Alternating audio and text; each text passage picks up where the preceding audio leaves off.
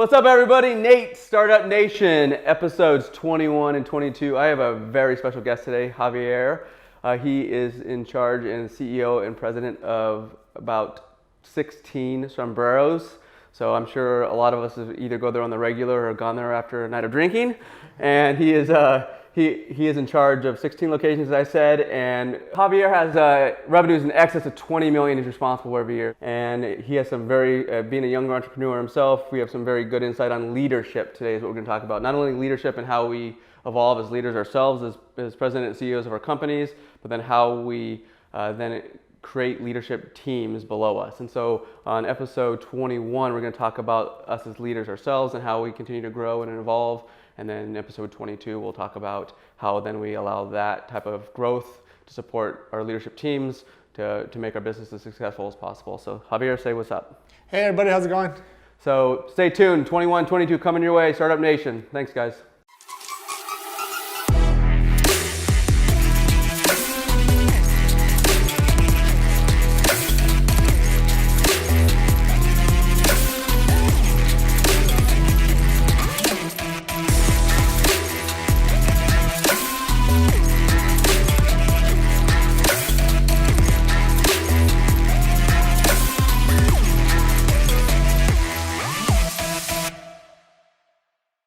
All right, on episode 21, we're going to talk a little bit about leadership, specifically with people in the positions of president, CEOs, owners of companies, such as what Javier and I are in. Him and I have had a lot of discussions off camera and in other capacities, and we talk a lot about how we want to focus on our teams, but we also then you take a step back and say, well, how are we focusing on ourselves to make ourselves better, to then be able to provide what we want for our leadership teams and then the employees below them. So. Just give them a real quick overview of Sombrero Mexican Food, a number of employees you have, so they have a basic understanding of why we're so focused on ensuring that we're the best leaders we can be. Yeah, for sure. Well, we're a third generation company. Actually, next month we're celebrating 35 years, so we're pretty excited for that. So it's a big milestone for us, and it's cool. So third generation. My grandparents had it originally. They got out of the business. My dad reopened it 35 years ago. So, and I've been working in it ever since I was 10 years old. So it's pretty exciting. What was the gap between your grandparents and your father? The gap was my grandfather had 3 locations. Yep. And then he was just old school, mom and pop, sit down style. Yep. And then my dad went off and got a little further education. Sure. Couldn't get his first job. My grandparents got out of the business. So then he reopened it what it is today. Because originally my grandparents, it was sit down style with the mom and pop plates. And my dad said, hey, let's do the counter taco shop style, what it is today. Fast casual type thing. And my grandpa's, I'm done with the restaurant business. So, I mean, there's a lot of the story, but that's what it was. Okay. And my dad said, I'm going to go for it. And plus, back in the day, if you weren't family, you didn't work for us. Yeah. That was my grandparents' mentality. Yeah. So my dad was always really good at building teams and hiring employees and empowering people, delegating, because that's the only way you're going to grow. He'll tell you to this day is, we're gonna own our business, but we're not going to let it run us. So you always got to have good people. So we've been blessed with really good people along the way, and that's kind of how we got to where we are today. Okay. That being said, you start very simple, and it's the evolution, just like any business. So kind of the third generation, myself and my team, really standardizing systems, just taking it to that next level, building it to what you see today. So it's been a big evolution.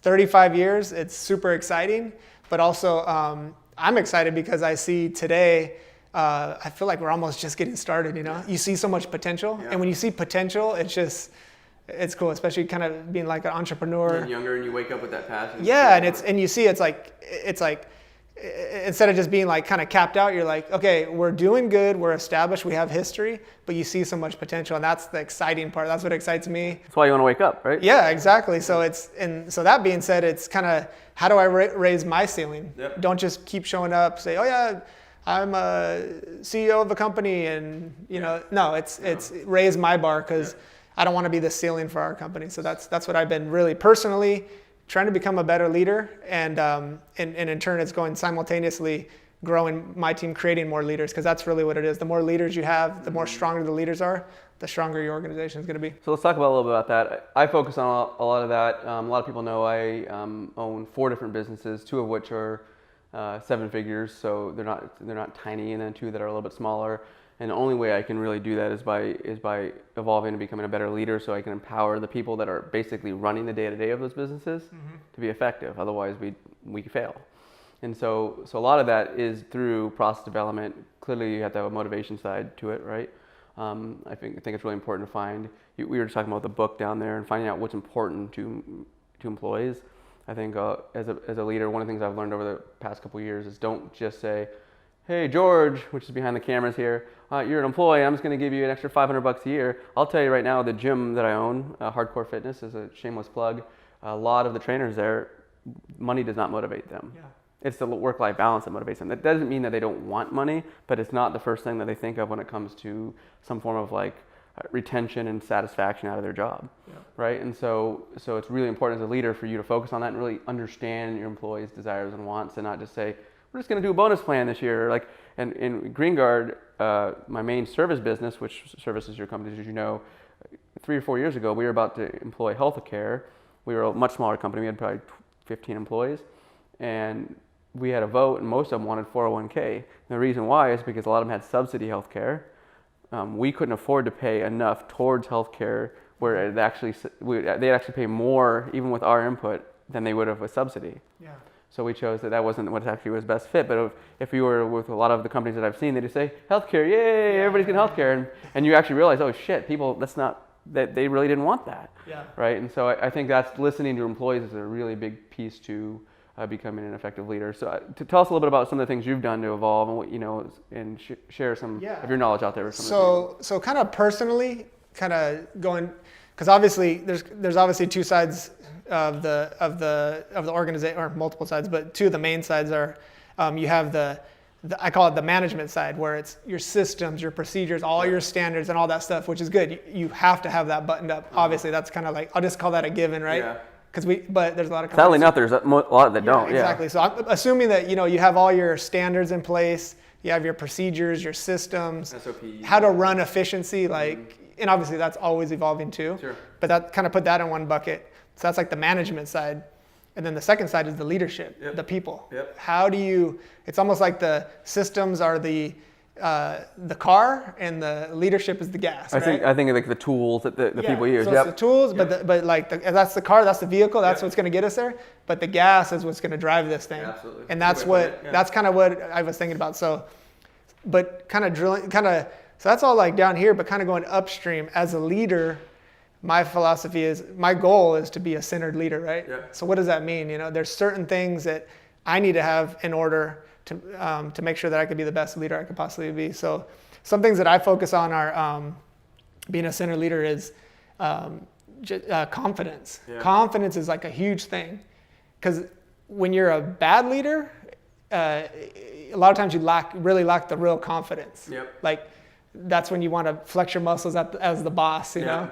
And that's what a lot of people do. A lot of bad leaders do is they say, "Oh, I'm the boss. I'm the manager." You know what I tell people is the second I have to pull that card, I failed somewhere. Yeah. And I hate pulling that card, which I really ever have to do, thank God. But when I have to say, do it because I said so, because I'm your boss, I failed somewhere in the process. Yeah. And I know that, and there's times where you do that, right? Mm-hmm. And so, psychologically for me, I don't know why this is for me, but I don't think of myself as like the boss. Mentally, I think of myself as I'm here as a support staff, and I'm a servant leader, if you've heard that phrase before. And I'm here to help them in wherever they need. Yeah. But I'm not the guy that's going to drive everybody's performance. I want them to drive themselves based on knowing their goals and expectations, right? And so I think that's pretty important. Yeah, for sure. So that's what I mean is about, you got to have that confidence that you're the support. The way I see it, like I drew this cool diagram, it's a pyramid, right? So really the customer's here, and the one touch point is your frontline employees. Mm-hmm. So you as the leader, you're the bottom base. Yeah. You're the base. So you carry the biggest weight. Yeah. But you're supporting. But to have that, you got to have the confidence, and with your confidence, you got to do everything you can to protect it. So what does that mean? You got to have the courage, you got to have the commitment, and you got to increase your capabilities at all times, right? Mm-hmm. So in understanding that, because you make your best decision when your confidence is at the highest level, right? So when I say capabilities, that means that, okay, how am I increasing my capabilities? What am I learning? How am I raising my ceiling? Because then it's going to just set the precedent for everybody. So that's a real important thing for me. How do you differentiate? Because you're going to get employees that are always going to think, oh, Javier is living a good life, and and they're going to be upset, just like my guys do. They'll see my car outside and be like, look at Nate, not knowing that I'm still working until 11 o'clock at night, up at 5 a.m. type of thing, right?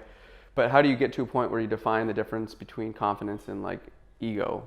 And how do you walk that fine line? Because I know it's a fine line to walk, right? Yeah, so what the point is, confidence is, well, you got to have the correct kind of confidence, not false confidence where you're flexing the boss card. Yeah. It's the confident where you said servant leadership, right? Mm-hmm. Prove it. Yeah. Like it doesn't matter what you say. It's what are you doing? How are you just, you got to prove it to yourself. And that's why I tell my managers, we're really driving our leaders, and we really tell them we have some certain elements as we want to act as leaders. So we say, okay, each one of these elements, prove it. Show me how are you doing this? How are you doing that? And you got to prove it, and you got to prove it to yourself. Yeah. So that's the. I can tell you an example that I had to do last week, which was we had an employee that made a bad decision on timing on something for the apparel business, and he didn't realize he severely underestimated the length of a project. It was 1,000 shirts, which normally would take a couple weeks to do, and mind you, the client had a deadline for us, but he didn't say no, that's not possible, and 2, started the project late, and so we had to get 1,000 shirts done in 2.5 days, not 2 weeks. And you know me for a number of years now. I'm not the type that's gonna miss a deadline. I'm just not. If I committed to something, I'm gonna do my absolute damnedest, or I'm gonna die trying, right? So I was up in the apparel office, which is 50 feet from us, from 6 a.m. to 1 a.m. for 3 days straight, printing T-shirts, which clearly I could be doing things more important than that. That's why we have staff that they're specialized in that. But I did it because I had to, and I think it went a long way with them. Like, oh crap, if Nate's gonna be willing to do something like that, and I didn't advertise it. Yeah. I just did it. I didn't say anything to anybody. I didn't bitch. I just did it, right? Yeah. But for the sake of this conversation, that's the kind of stuff you're talking about. I think. Yeah, and it's like that. Well, and again, and that's how you learn, because the apparel is newer to you, right? Yeah, so sometimes you're getting exposed. It's like failure. You're learning. You actually probably came up with an even better system. Well, now we do, yeah. Now we know we're never gonna make that mistake again. We know exactly how long it takes. We've added another employee, and we've added another heat press, which you might have saw there today, and so that now doubles our production time, which now we could have got it done, right? And so.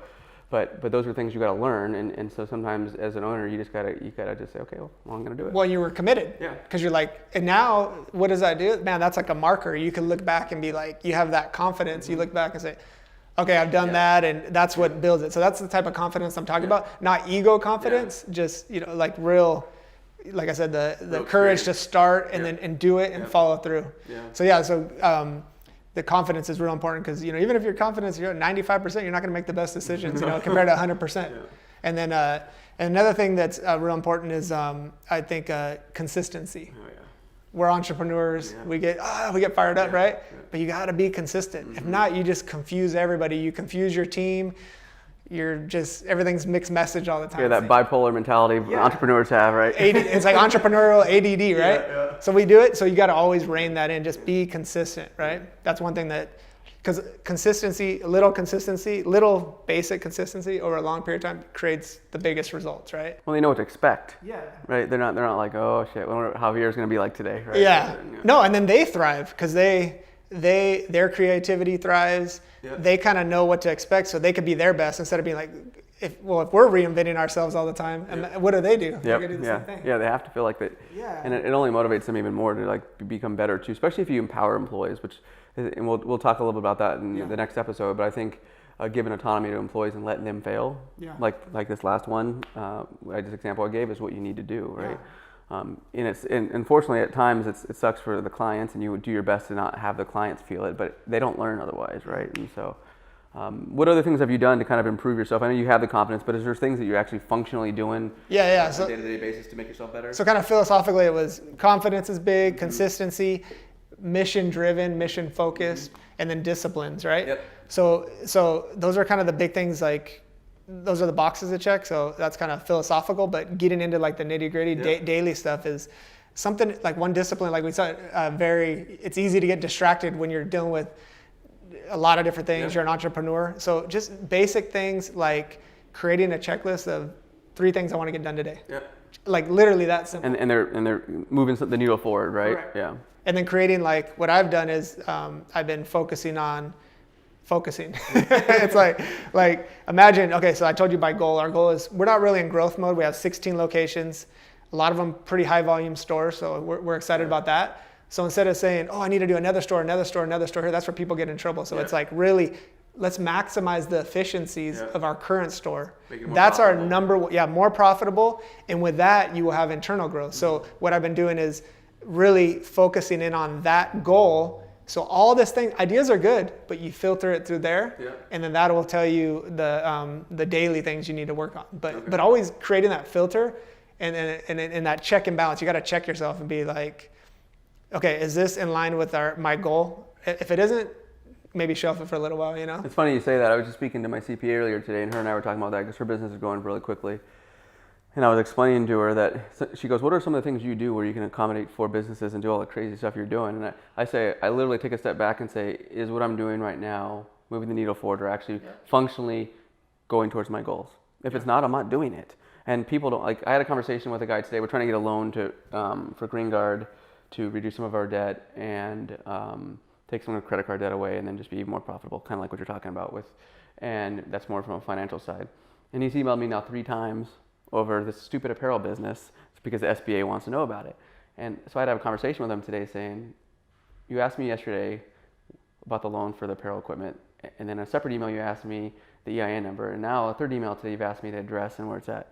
I can't have you do that. You're wasting my time now. Like, I want your business. I'm not here to ruin a relationship, but you need to put all these in one email because I don't have the time for this. And you don't have the time for this. You can serve a lot more clients if you're not doing it this way. And he goes, I know, I'm sorry. And it's kind of a weird example, but the reality is but I look at things like that and I say, I can't do this. One email, answer all your questions, submit the application on the writer, and let's move on. Well, you got to be disciplined with that, because if not, it takes you out of your... Well, and people now realize that he's going to think twice now about just shooting off some email that he might have another one attached to it 10 minutes later, right? Oh, yeah, my bookkeeper does the same thing. Oh, God, it drives me nuts. It's like, nope. And so people realize that with me now. It's like, it's not that I'm more important than them by no means the message. It's like, but if you need something, make sure you're getting everything you need in that one opportunity that we can chat, because I have something else going on that's going to be just as important to focus towards my goals. And so I think that's really important when it comes to maximizing your time and, to your point, focusing on, is this really what I need to be doing right now? Right. Well, and additionally, we're in a place where we're information overload. And then everyone has the latest and greatest, and you're going to do this and you do that. But then when you actually take that one pause, you take a step back and be like, is this in line with my number one goal? It might be the best idea ever, but realistically, you can't be scatterbrained like that. So that is a key, so simple, but a critical discipline to have, and you can apply it to any type of situation. I think that people tend to focus on the urgent versus the important, and that is like epidemic when it comes to business owners and just people. They're like, oh God, I got to do this right now. And it's like, if you do that in an hour versus right now, it's not going to make the difference. No. So do what is important that makes the needle move forward to whatever goal, whatever you're trying to accomplish, then focus on that. And people have a really hard time, one, prioritizing that, and then like deciphering or compartmentalizing those types of things. But if they can exercise that skill and get better at it, it makes you extremely efficient. And you're not sitting there bouncing, project to project to project to project and only getting a quarter of them done for all of them, right? And then they're not done as well too. They say that if you're on your computer, and I've read this like 10 times now in my life, and then you're on a task and you're focused, and then all of a sudden Javier calls me and he has a question, and then I get off of that task. The average human, it takes them 20 minutes to get back into the level of focus they were on when they're into that task. No, I agree. It's crazy, and they don't realize it. They're like, no, I can just get back into it. It's like, but it's going to take you a certain period of time to get back to a point where you were at, right? Yeah. Well, they say successful people say no to more than unsuccessful people, and that's just the way it has to be. Because if not, like you said, like it's just, you get caught up in actually recognizing what are those things that deviate you. If it's like, you know what, I'm not even going to get on my computer. It's good to be connected, but sometimes you know what, I have to be disciplined to have it only at this set time and that's it. Or, I'm not going to respond to text messages, or I'm not, like all those little things, they add up. Big time. I have this app. I'm a big app efficiency guy, and it's called Boomerang on my thing. And so what I do is if I know I don't want to read the email, I'll read it and I'll boomerang it, which basically means it'll come back as a new email in either the next day or in 4 hours, 6 hours, 8 hours. Yeah. So then one, psychologically, I'm not freaking out that I have 800 unread emails, because it's just how my mind works. Fair or not, it's just kind of how I am.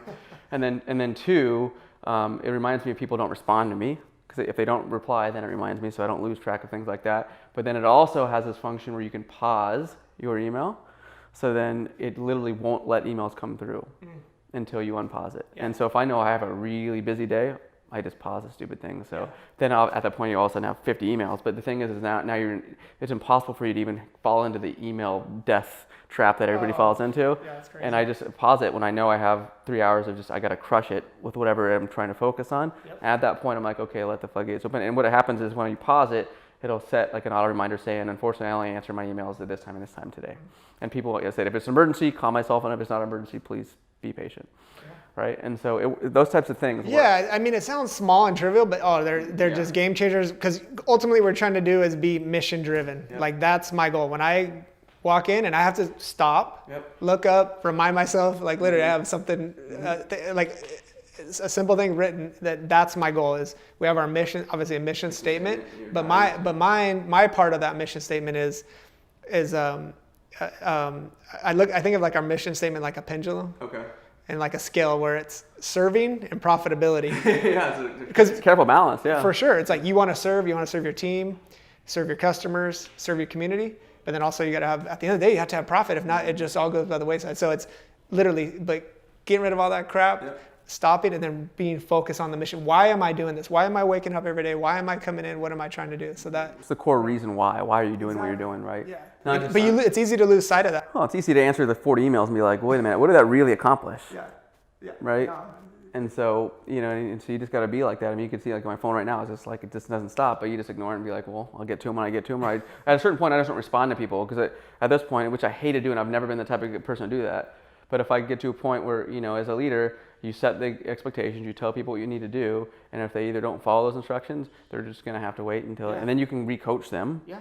And that even goes down to the members of the gym. A lot of them are, 98% of them are really good. They don't, but then there's people that'll be they'll be asking me about our, we have a meal prep company, and they have free text on it today. And I was we put it on the post, we put it on the orientation they were supposed to be at, their team captains have posted it, and now they're asking me about it. And but I don't have the time to respond to it. Yeah. So I'm just not going to, and I guarantee you the 4 people that have asked me will end up asking the captains and solving the problem themselves, right? And so, but a lot of people want the path of least resistance. And what happens though is I think that actually hurts employees when you do things like that. So we're talking about leadership. I'm a firm believer in saying, okay, Javier, what have you done to solve the problem? Mm-hmm. Oh, I just asked you. Well, that doesn't work. Go back, tell me the 3 things you tried to solve this problem, and then at that point, if you can't solve it, we'll try to break it down together. Right? A lot of people don't do that because as managers, they just want to get the problem out of the way, move it on, because it's quicker than having to give that quick coaching session. Yep. Right? But I'm not a firm believer in that. I'm going to say, okay, what have you done to solve it? Because the next time a problem like that comes up, they're going to start increasing those problem-solving skills, and at that point, it makes them, far more valuable employee. Mm-hmm. Right? Yeah, definitely. And it's hard though, because you're in the middle of something and you're like, oh, do I have 5 minutes to coach this person? But you're going to end up answering that question 5 more times if you don't, right? And so it's quite interesting. So anything else to add about leadership and what you've been doing? No, so I mean, it's kind of philosophical, but it's important. It is. But the main thing is learning, constant learning. Just how can I improve and just improving myself? There's so much information out there. Mm-hmm. I know there's a lot of, you got to kind of decipher through it, but even things like this are great, getting feedback, getting minds together, and it's just amazing what you can come up with. So it's exciting. So a lot of potential, so it's cool. So this was episode 21, Startup Nation. So we wanted to bring Javier in for this episode because him and I are very similar in the philosophies, philosophically how we lead, how we want to improve ourselves, and really how we try to become disciplined in everything that we do. We're definitely not perfect, but I think that we definitely are conscious of where we need to improve, and also because we have companies that want to grow either organically or externally or both. And so hopefully you guys took something from this. Episode 22 is going to be about leadership as well, but it's going to be more about our leadership teams and some things or methods that we're doing. We kind of touched into that a little bit on 21. So Again, thanks for listening to episode 21 Startup Nation. Really appreciate it. Javier, thanks for joining. Yeah, right on. Thanks for having me.